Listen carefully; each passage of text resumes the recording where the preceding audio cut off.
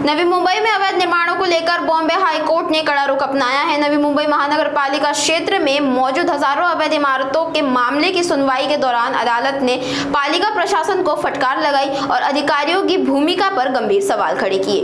अदालत के सामने पेश किए गए हलफनामों के मुताबिक पालिका क्षेत्र में कुल 12,687 अवैध निर्माण चिन्हित किए गए हैं, जिनमें से 4,946 इमारतों के पास न तो प्रारंभ प्रमाण पत्र है और न ही अधिभोग प्रमाण पत्र। न्यायालय ने टिप्पणी की है कि संबंधित अधिकारियों की मिलीभगत के बिना इससे बड़े पैमाने पर अवैध निर्माण खड़े होना संभव नहीं है। हालांकि इन निर्माणों को नोटिस जारी किए गए हैं, लेकिन अदालत प्रशासन की कार्रवाई से संतुष्ट नहीं दिखी। इस पूरे मामले में एक बार फिर नवी मुंबई में अवैध निर्माणों के मुद्दों को सुर्खियों में ला दिया है। इसी विषय में मनसे नगर सेवक अभिजित देसाई ने अपनी प्रतिक्रिया दी। खरं आहे, जवळजवळ मला वाटतं 4,966 काहीतरी इमारती आहेत। त्या इमारतींवर न्यायालयाने बोट ठेवलेलं आहे।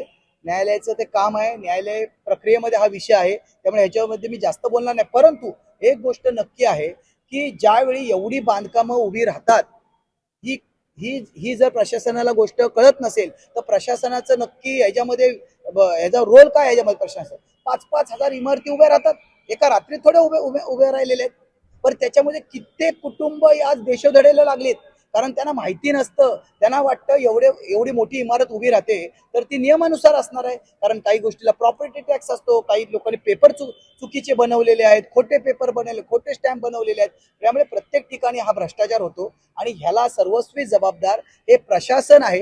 प्रशासनाने वेळोवेळी अंकुश जर ठेवला असता तर आज त्यांच्यावर ही वेळ आली नसती। त्यामुळे न्यायालय या बाबतीत कठोर झालेलं आहे आणि न्यायालयाच्या भूमिकेला कोणी विरोध करायचा प्रश्नच येत नाही। बघा आता कसं आहे, हे लोकांना सर्व समजतं, हे काय सांगायची गरज आहे का की बाबा त्याच्यावर अंकुश का नाही ठेवला जात?